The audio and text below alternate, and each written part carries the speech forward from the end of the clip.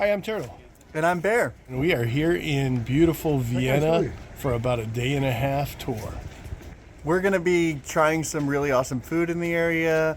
We're going to see some of the great sights. But first, we're going to go check out the zoo, which is supposed to be really awesome. And it's right here at Schoenbrunn Castle, so just a hop, skip, and a jump away. This way.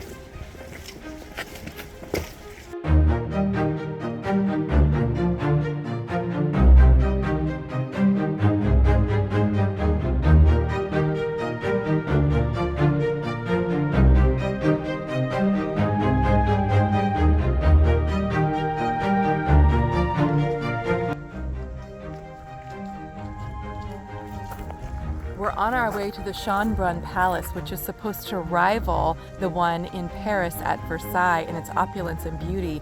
But one of the things I love about the approach is it feels like you're in a nature preserve. And this originally would have been the sort of getaway, the country house for all of the royals to get away from this city that you can see just over my shoulder here, packed with buildings, busy streets, lots of people, and then suddenly peace and quiet out here in the trees.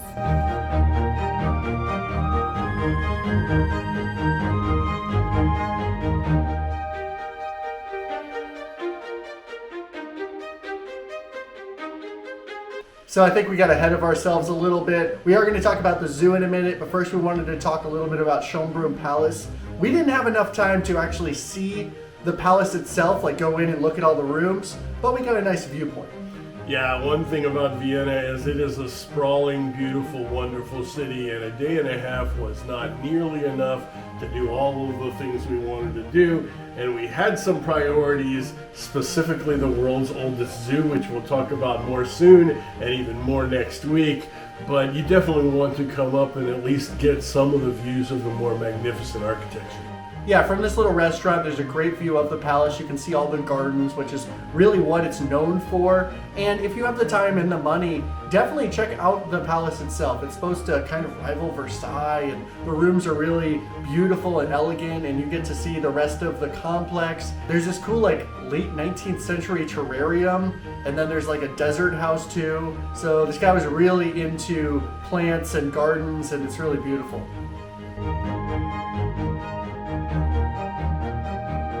And like we said, right next to the castle there is the world's oldest zoo.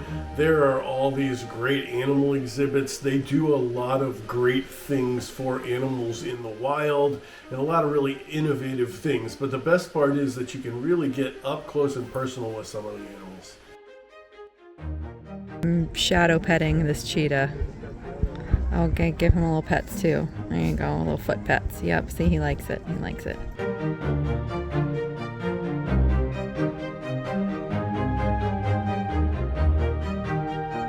There's even some more unusual exhibits.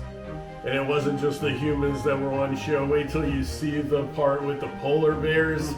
But we're getting ahead of ourselves. There is a whole episode on that next week, and you will not want to miss it. The next thing we recommend is taking a walk around the city, specifically the historic center, which has awesome monuments and fountains and beautiful colors, and it's just a really great time. And if you brought your cape, or at least a drone, it's nice to fly around and see what it looks like from above. Yeah, plus it also helps you build up a nice appetite. So it's getting towards dinner time, and it is time to have some really traditional food at a highly rated restaurant. It's beautiful out this time of night, and it finally stopped raining, so we'll hopefully get some nice footage of the city. One really cool thing about doing a tour and being so dedicated to like UNESCO this and UNESCO that and our love for UNESCO sites is that we get to some of the most beautiful cities in the world, and this one definitely rivals that. There were all these squares and statues and things to see, and people just bustling around like Europeans do. This town is so cool. I love walking around Europe and just seeing all the historic architecture.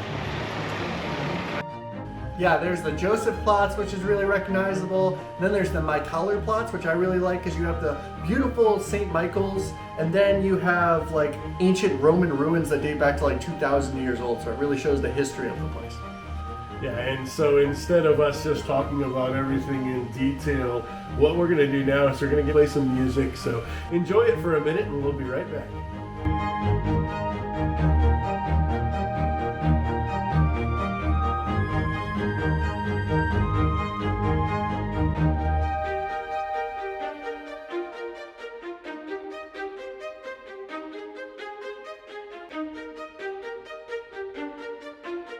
And another thing that you really want to do is get out there at night. The city is really alive with colors and smells and sights and parks and places that you can goof off and show that you were not a soccer or football player when you were younger.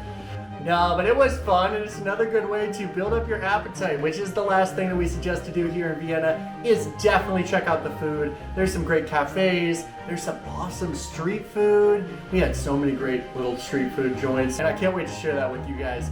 And then we also had probably the best meal of maybe the entire trip. That pork knuckle was amazing, and of course, it's Oktoberfest, so we had to have some beers, and Vienna's a great place to have some beer.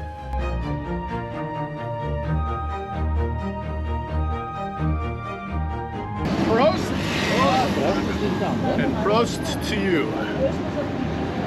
So the main takeaway is that Vienna is much more than Vienna sausages. As a matter of fact, I didn't see any of those nasty thank things God. there. So I'm glad for that. We did have some good sausages, and we encourage you to get out there, get to Vienna, and as always, Find yourself on a journey.